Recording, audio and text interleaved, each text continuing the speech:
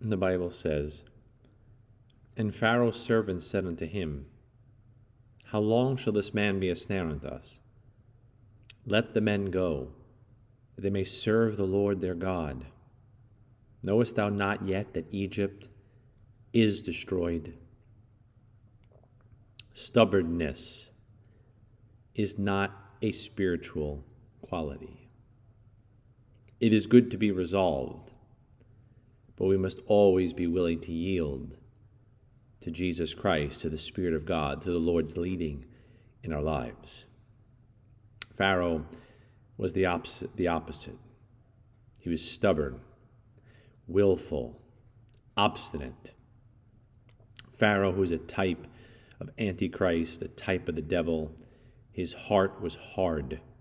He was as an adamant stone, much like Leviathan's heart is like a rock in Job 41.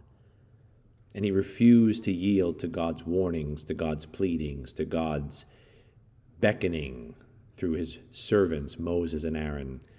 So much so that even his own people look around their nation and say, Egypt is destroyed. And today, dear child of God, your unwillingness to yield to the Spirit of God will only bring destruction in your life. Your stubbornness will not bless you. Your wise in your own conceit will not bring fruit in your life. It'll only destroy what God could do and what God has done in you. The Bible says, "He that being often reproved hardeneth his neck shall suddenly be destroyed," and that without remedy. That was the case for Pharaoh and his chariots, and that could be the case for you in this life if you refuse to yield, if you refuse to submit, if you refuse to take heed, if you despise the commandment of the Lord, as Pharaoh did.